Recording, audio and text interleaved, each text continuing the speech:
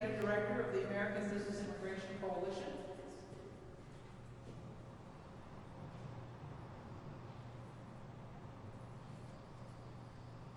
Stacy Armstrong, Chicago from Westchester.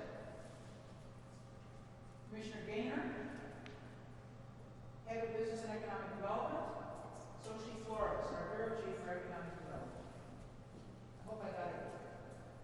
Did I miss anybody? Oh, Luis Garza for the National Partnership for New Americans. Did I get that right? Good. And I'd like to thank Michael Albert, who is our sign language interpreter. Last week, I announced a financial relief package deferring and waiving various fines, taxes, and fees. This week, we're going a step further. We have more than 125,000 businesses in suburban Cook County, and it's critical that we understand their needs. Last week, my Bureau of Economic Development surveyed the business community, and we learned that 80% of our businesses, 80%, are concerned about paying workers, staying open, and meeting their bottom line. We also heard from nonprofits, gig workers, and independent contractors that they're struggling to survive and need immediate relief. Most people in jobs impacted by COVID-19 are young, female, and low-wage workers.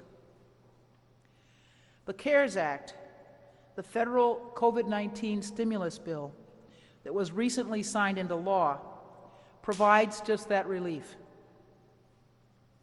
And I want to thank our own Senator Dick Durbin for his critical role in the passage of this legislation. The new law creates a $377 billion fund. I'm going to say that again. A $377 billion fund to provide emergency relief to small businesses, nonprofits, their employees, gig workers, and other independent contractors. Much of this relief will be provided through the Paycheck Protection Program, a forgivable loan meant to cover the cost of bringing employees back onto the payroll, which is exactly the sort of relief requested in our survey. This program is open to small businesses with fewer than 500 employees, nonprofits, as well as gig workers and other independent contractors. After all, Cook County would be nothing without our restaurants, our mom and pop stores, and most importantly, our workers. Because Cook County is committed to helping these businesses, workers, and nonprofits get these loans they so desperately need, we're launching a technical assistance program with some of our valued partners who you'll hear from in just a few moments. We're marshaling resources, convening business leaders, and launching this technical assistance program so that Cook County can take advantage of as much of that $377 billion as possible. In addition to this program, I'm excited to announce further aid from the Bureau of Economic Development will be arriving next week. We will be launching a substantial loan fund to assist small businesses and workers, in addition to the federal dollars through the CARES Act. Please stay tuned for that announcement. It's difficult to know what will happen in the coming weeks or months, or when we'll be able to return to business as usual.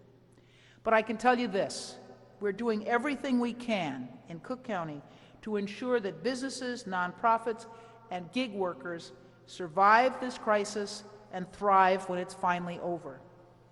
And now I would like to invite Sam Toya, President and CEO of the Illinois Restaurant Association, to speak. We thank Sam for joining us.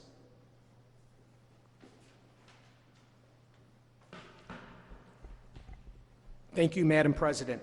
Again, my name is Sam Toya, President and CEO of the Illinois Restaurant Association. We truly appreciate the initiative from President Preckwinkle and her team to ensure that residents and businesses of Cook County can access all forms of relief at the local, state, and federal level. The restaurant food service industry is the largest private sector employee here in the state of Illinois, with over 588,000 people working in it. And there's over 25,000 restaurants in the state, generating more than $30 billion in sales. Restaurants are the cornerstone of every community in Cook County. It is absolutely vital that all of us work together, government, nonprofits, small business, and community organizations, to navigate this crisis. The Illinois Restaurant Association is honored to partner with President Preckwinkle, her team, and Cook County to offer resources and technical assistance related to COVID-19 for businesses from Calumet City to LaGrange to Palatine and everywhere in between. I always say communication and education is the key to success. We will beat this virus, but we got to communicate and educate all our small businesses and restaurants from the South Cook County to the West Cook County to the North Cook County. So we are going to communicate and educate and make sure our small businesses, restaurants get the resources that are out there with the CARES Act. So again, I want to thank President Preckwinkle and her team for leading on this. This is a time when leaders lead, and President Preckwinkle is leading. Now, I'd like to introduce Chief of the Bureau of Economic Development, Xochitl Flores.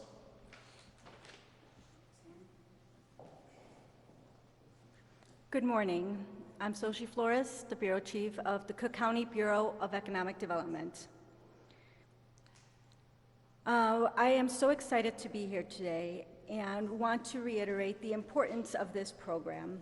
It is so critical that our small businesses have the resources they need through this challenging period. President Preckwinkle asked me and our team to develop a program to address the needs of small businesses throughout Cook County. She made it clear that we need to offer more than just a handoff.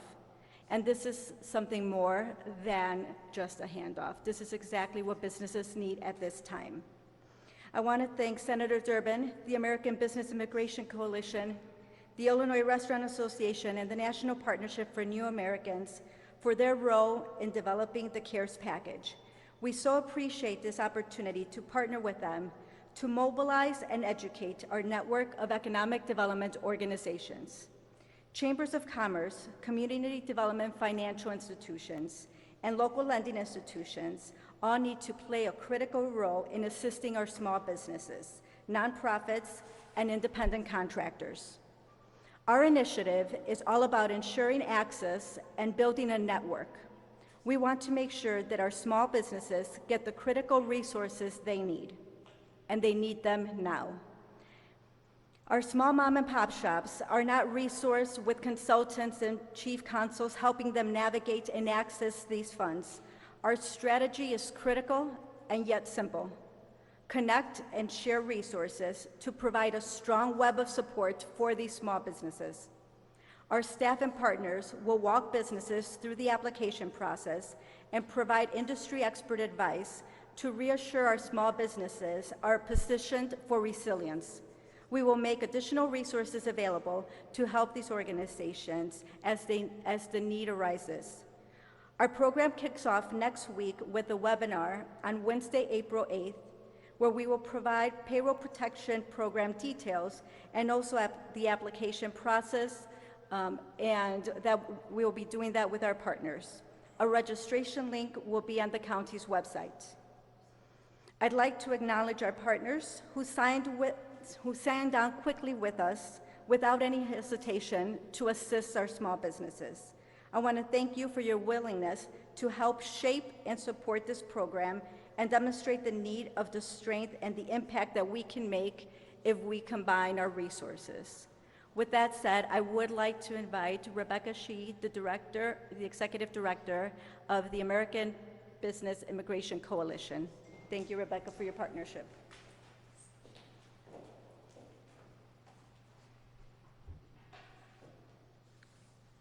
Thank you so much, Xochitl, and thank you, Madam President, for your vision and your leadership.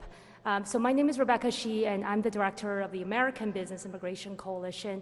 With chapters in 7 states, our mission has been federal immigration reform. But with the spread of the coronavirus and businesses shutting down, our co-chairs, including Sam Toya, John Rowe, Sam Scott, Josh Hoy, Raul Raimundo, decided that we must focus our efforts to ensure that our most vulnerable populations are included in any stimulus package. We know that over 30 million small businesses do not have a powerful lobby in Washington. We know that small businesses employ half of American workers, and without support, many of them will be left behind, like many of them were in 2008. So from the start of the stimulus talks, we worked with the chairs of the Small Business Committee in both the Senate and the House, and that's Senator Marco Rubio of Florida and Representative Nydia Velasquez of New York. Our local champions, Senator Dick Durbin, Representative Jan Schakowsky, and Chuy Garcia also helped to ensure that we had a bipartisan, bicameral relief for our small businesses and their workers. I won't repeat the great provisions in this relief package. Madam President and Sam Toya and Sochi already mentioned them, but I do want to emphasize that this is a grant, that this $377 billion for our small businesses and their workers, this is a grant. This is not a loan when the businesses use the funds to cover payroll and expenses. And our goal, again, is to get the money quickly into the hands of our small businesses so that they can pay their workers, their vendors, rent, all the downstream, cross-stream supply chains that depend on each other, and their consumers, many of whom are hunkered down at home to prevent the spread of the coronavirus. So you may be thinking, why the heck are we here, right? Congress already did their job. They passed this loan program, grant program. So why are we here? Secretary Mnuchin said that tomorrow this online application is supposed to be available, and the lenders are expected to push this out. Well, in Chicago, and a lot of us that are here are grassroots organizers, we know that there are 2 steps when you're organizing for policy wins for working people. So step 1 is that you actually have to pass a law, and that's been done. Step 2 is that the actual victory is won in the implementation. And that's why we are so thrilled to partner with President Preckwinkle, and we appreciate her vision and her ability to see this opportunity, and why we need to make Cook County #1 in getting to this $377 billion. Look, the scale of this program is gigantic. $377 billion amounts to 15 times what the SBA loan program gave out in fiscal year 2019. Staffing at Treasury is down significantly since the last crisis. In 2009, the headcount at the Treasury was 1,200 people. Today, it stands at 743. As of last night, the Treasury has not published any guidance for banks to become SBA lenders who are currently not SBA lenders. And that's a necessary step to get our lenders online and actually start pushing out this money to our businesses and the people who are trying to get it. This is another reason why we think it's so smart that the President and Sochi's program actually include our trusted CDFIs, community lenders, credit unions that are based in our community, and many of them are in suburban Cook. And then the other piece of this is because of social distancing and our work virtually, the expectation is that these applications have to be done mostly digitally, and that people need to download the application and send this application in by mail. We can imagine the language access, lender access, confusion among lenders, miscommunication, and just our community's ability, our small businesses, minority-owned businesses' ability to be able to apply and benefit from this loan. There's going to be companies that have chief of chief counsels and accounting firms, well-resourced staff that tomorrow morning, when this application becomes live, they're ready to hit the send button. And there are people like our small business owners and minority business owners that may be left behind. And this is the key reason why we are so grateful and thankful for the President's partnership to make sure that our small businesses, minority-owned businesses, and businesses that are in suburban Cook, right, that get the resources and the direct assistance that they need to get these funds. $377 billion seems like it's a lot, but this money will go quickly. So as ABIC, our 127 employer members in Illinois, our associations, we're ready to step up and help, and we're ready to, together with Sochi and President's leadership, to make Cook County #1 in the nation in reaching this $377 billion. So just to kind of hit the point home, I am so honored to introduce Ms. Stacy Hawkins Armstrong. Ms. Armstrong is the owner of Shapopin Gourmet Popcorn located in Westchester, Illinois. Ms. Armstrong is going to share her personal story and journey with us today. Thank you.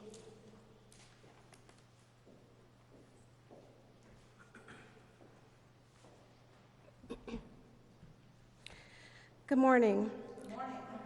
My name is Stacy Hawkins Armstrong, and I'm the owner of Shapopin Gourmet Popcorn Shop located in Westchester, Illinois. I started my journey over 20 years ago in the private sector doing birthdays, weddings, banquets, and corporate events. I have a very unique store that allows my customers to come inside and taste a variety of popcorn flavors that I offer, such as peach cobbler, red velvet cake, banana pudding, and cookies and cream, just to name a few. I'm very personable, and to be forced to have my customers wait outside or in their cars is devastating to my business. It was my dream, as many hardworking small business owners. It allowed me to put my 2 children through college and to open up my first brick and mortar store. Now, almost 2 years after opening, I'm forced with the possibility of closing my doors for an unforeseen time due to COVID-19. With declining sales, staff, canceled events, landlords still requesting monthly rents, and the fear of contracting the virus, this leaves me in limbo as to what to do next. I have been fastidious in my approach on keeping my customers and staff safe as possible, but it's only so much that I can do being a non-essential business. From cutting hours to cutting days to keep overhead down and ensure that I do my part in the prevention and spread of COVID-19. Small business owners are the forefront of our communities and townships and should not be forgotten or left out when it comes to finding good and affordable resources to help us during these times. Small businesses are real, and that's important to the people we serve daily. I would like to thank Madam President, Rebecca Shee, and all the staff for allowing me to come here this morning to speak with you. Thank you.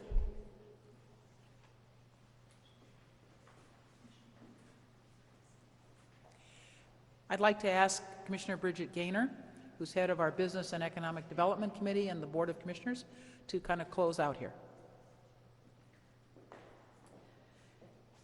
Thank you, Madam President, and thank you to Sam and Rebecca and all of the people that came, especially the business owners. So, you know, like many of you, my own family is a small business. My sister's a doctor. We have people on the front lines, and so this is a personal effort, and this is a personal problem for all of us. And as Rebecca and Sam said, our only option right now is to communicate and to organize.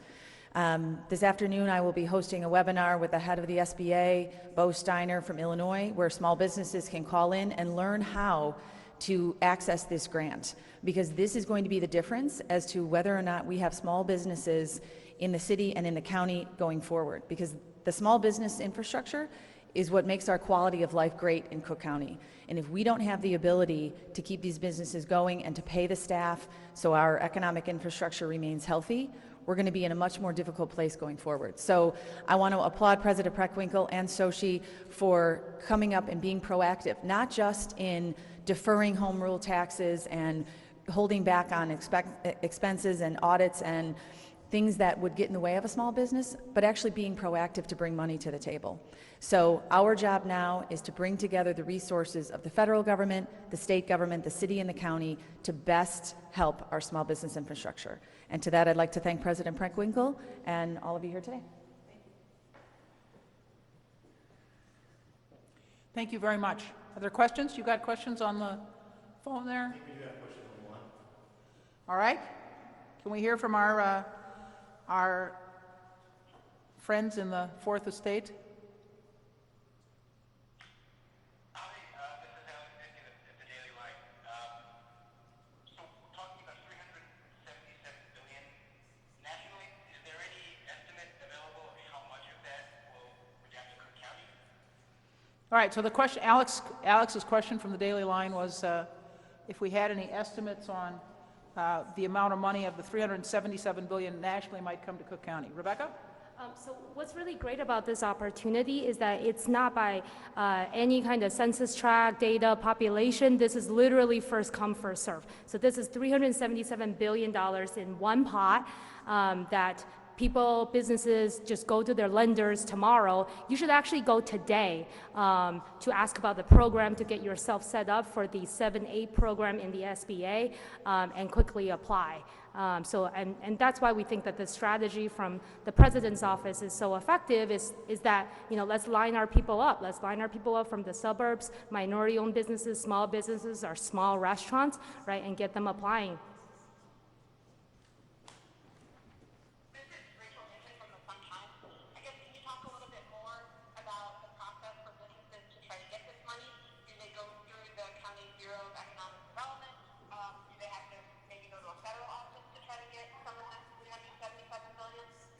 All right, this is Rachel Hinton about the particulars of application. Sure. So the applications you can access in the Treasury Department, the SBA, and your own bank. If your bank is already SBA backed, so most of our mainstream lenders, if look at Wintrust, PNC, Chase, are all already SBA backed. So the Mnuchin's directive this morning was that the banks will have the application online on their websites tomorrow morning. So that's where you go. And then also with what Sochi mentioned earlier, the county will have a website dedicated to these $377 billion loan, so we will also have a link, right, to the application on the county website. But I think it's a really good question because this is accessible to everybody. If you got, any kind of scammers calling you up saying, we'll help you get an application for $2,500, that is absolutely not true, right? This is accessible, public for everyone. Your bank should be the first place you go. If your bank is not SBA lender backed, there is a process, and we're also pushing the Treasury to include as many lenders in the pool as possible, because the accessibility and getting cash assistance quickly to our small businesses and their workers is the intent of this CARES law. So.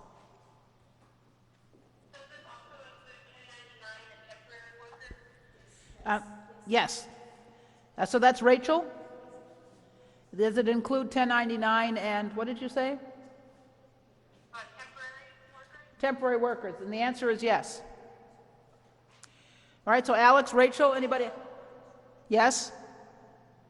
I think the question is regarding business owners where English might not be, they might not be fluent in English. What resources at the training with the webinars are available for them? And this help that you're providing, does it include businesses that might be new businesses that opened maybe a few months ago, or and businesses that might have already been shut down at this point? And who are we speaking with?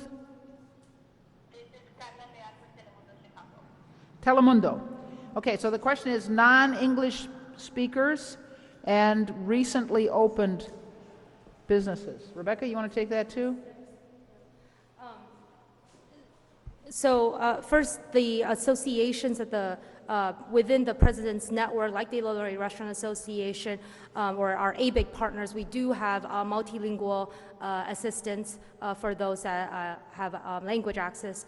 And then also the other piece of the President's plan that we think is, really important is that involving CDFI. So as many of you know, CDFIs already carry some of the loans for our minority-owned, Latino-owned, Black-owned businesses in their communities, and especially in the suburbs.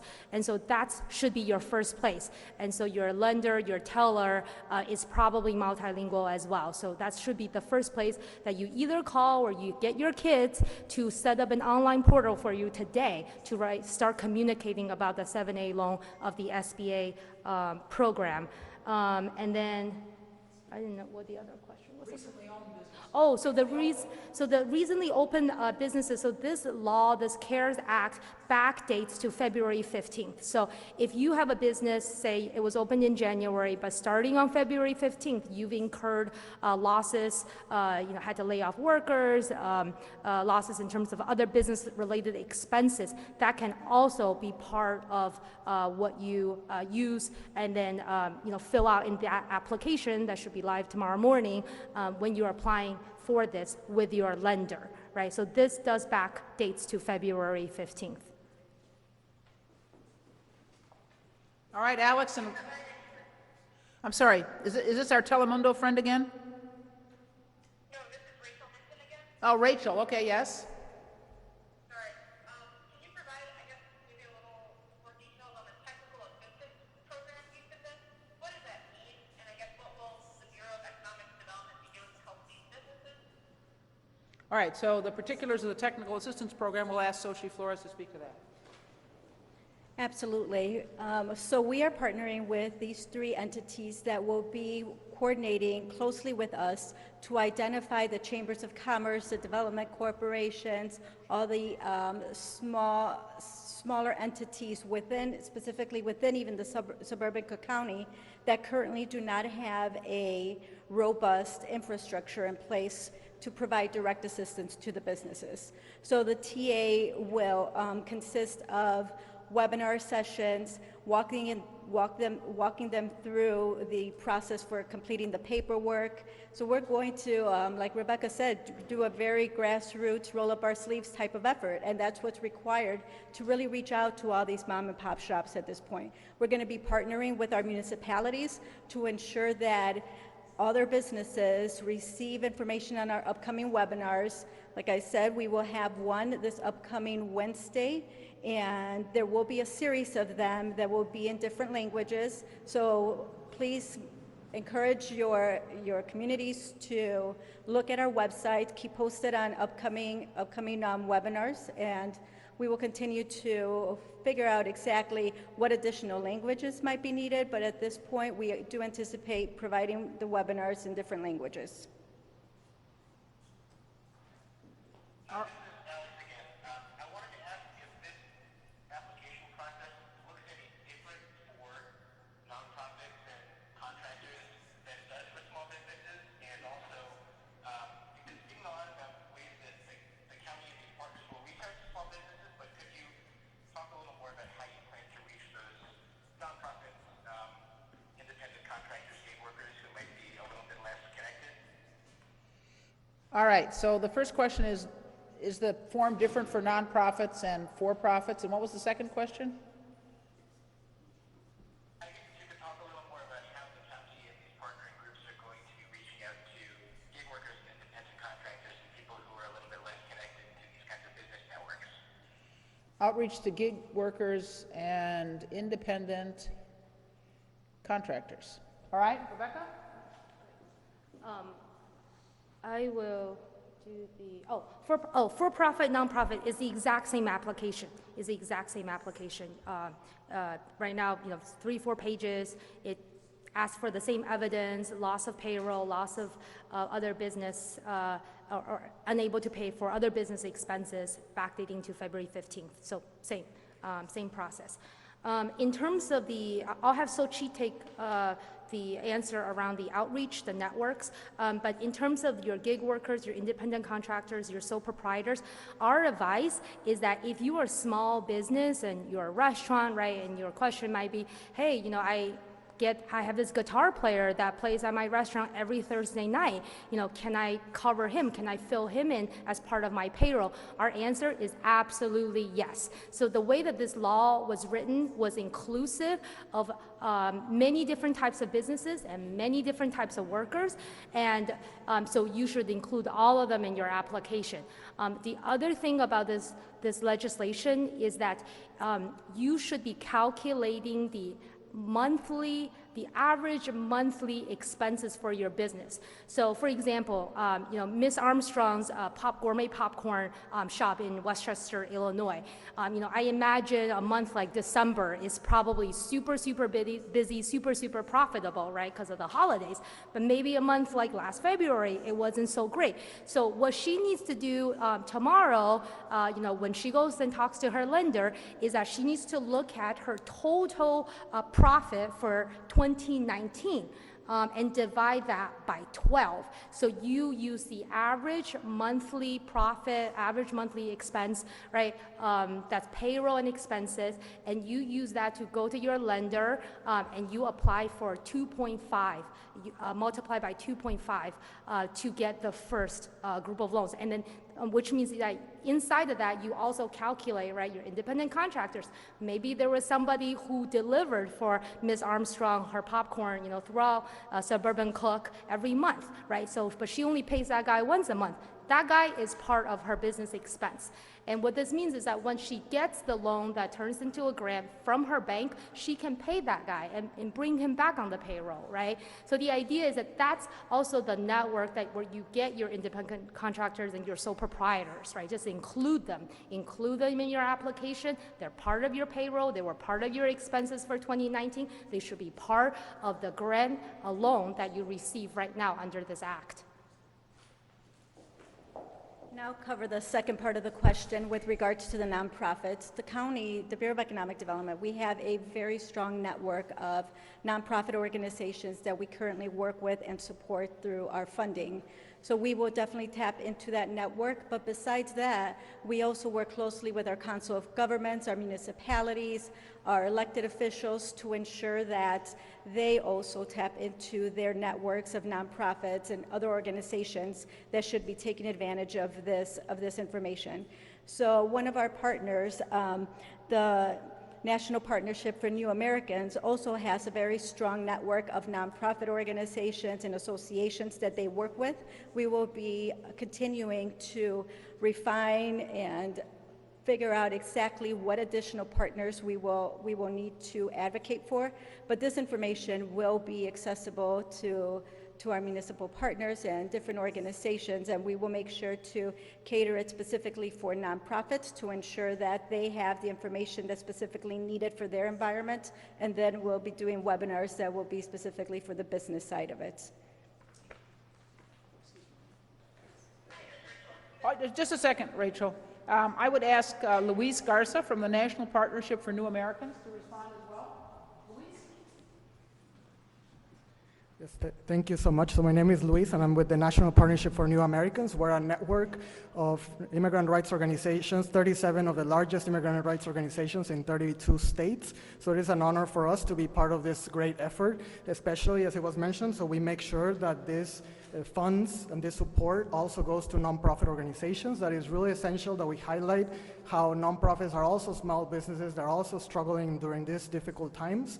So it is a great honor for us to make sure that these funds reach all of the nonprofit organizations throughout the county, and especially those organizations that are reaching the most vulnerable among our communities. And so we will be making sure that there's language access, that we are reaching out to all of these organizations, and we walk them through the process, as we know that it will be very cumbersome for some nonprofit organizations, that we have to make sure that we support them throughout the way. So we are very excited about this partnership to make sure that we reach all nonprofits that would like the assistance. Thank you. Thank you, Luis. All right, Rachel, you had another question?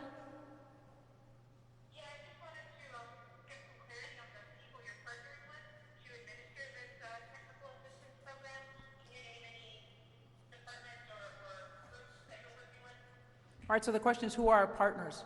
I'm going to ask Sochi Flores to respond.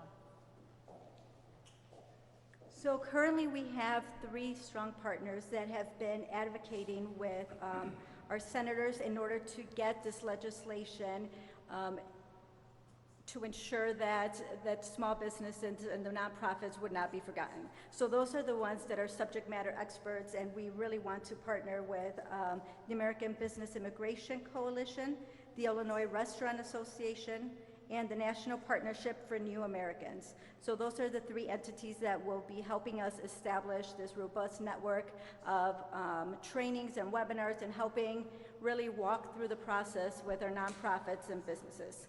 And we will continue to grow that network as we also look at the other side, where businesses that might not, organizations that might not have an established relationship with a lending institution, we do want to tap into our CDFI partners so that they can have the capacity to also assist businesses and organizations during this time. So we'll be rolling that out next week, and we will provide more information on that portion later on. I'd like to ask Sam Toya to respond as well on behalf of the Restaurant Association. Thank you, Madam President. Again, as everyone has been explaining up here, this CARES Act, Phase 3 of the bill that was passed by the United States Senate, the House, and signed by the President. It is your annual payroll for 2019 divided by 12 times 2.5. So if your average payroll is $100,000 a month times 2.5, that's $250,000 loan, a 7A SBA loan that would be turned into a grant. But it was set up so employers can employ employees and also pay their rent and pay their health insurance and utilities. But in the we want to reach out to all the restaurants, again, like I said, from LaGrange to Calumet City to Palatine to Wheeling to Cicero, to make sure these restaurateurs understand what they have coming, because people go into restaurants for the food, but they come back for the service. Their team members aren't family, they are family. So it's very important when we worked on this legislation with Senator Marco Rubio and Congressman Velasquez and Senator Durbin and Senator Cardin out of Maryland, that we made sure that the employer got the money to pay their employees, so employees will not miss their paycheck. There's no question restaurateurs are worrying about their customers, they're worrying about their team members, all about their health and safety, but they really care in making sure their team members get a paycheck so they can go home, support their families, and feed their families. So this is so important that we communicate and educate our restaurants throughout Cook County about this, and that's what this is all about. And again, I commend Ms. Flores and also President Preckwinkle for taking the lead on this to make sure we're communicating and making sure our small businesses, restaurants, get the funding that is out there for us. Thank you. All right, Rachel, Alex, do you have any more questions? Is there anybody else on the line? I have a question that I'm asking on behalf of AG Quick, who created to shop this over. If you could talk a little more about the business survey that the Bureau of Economic Development did, and if there are any estimates right now of unemployment claims specifically in Cook County. First of all, I don't have any information on unemployment claims, but I would ask our Bureau Chief, Sochi Flores, to talk about the survey. Thank you for asking that question. We launched our survey last week in response to really trying to understand what is going on in the ground. What are our small businesses experiencing? So we are still collecting data at this point. We have had great response. We're partnering with our municipalities to make sure that we get as many responses as possible so that we can, as we develop these new programs, we're trying to understand where is there a gap. We realize that there are so many resources that are being announced throughout the city, the state, the federal level, but at times when we are really trying to make our dollars stretch, we need to ensure that the programs that we're developing really are impactful and fill a gap that not be filled by anyone else at this point. So this partnership is very unique in that part of our survey results, our initial survey results, show that businesses really need information. Our network of support, especially within suburban Cook County, is not as robust as it needs to be. So what we're trying to do is fill that gap and partner with the organizations that will deliver those resources, that information, and work virtually with these businesses to complete the loan applications. So I will continue to assess the needs that are conveyed through the survey, but we have a very robust group of individuals, public servants, that are looking at trying to figure out how to continually stretch our dollars and leverage the funding that we do have to be most impactful. So the survey results help us assess and be agile enough to meet those needs, those unique needs of the small businesses throughout Cook County. So that's why this partnership initially got started. We realized that there will be other initiatives that we'll have to roll out, and the survey can be accessed in our website. So I encourage businesses to continue to complete that, because it will help us figure out how we can best utilize our resources to be responsive to the needs, the critical needs of our business community at this time. All right, Alex, do you have any more questions from AD? No, that was the only one. I do have one off-topic question for Sam Toya, if everyone else has asked theirs. All right, so Rachel, do you have any more questions? No, I'm good, thank you. Alex has no more questions except off-topic for Sam Toya. Our Telemundo person. I am good, thank you. All right, very good. All right, Alex, what's your question for Sam? I just wanted to quickly ask what your understanding of what's happening with the next Chicago Zoning Board of Appeals meeting is scheduled for April 17th, whether there are any plans in the works for some kind of virtual meeting, or if you could just bring us up to date on that.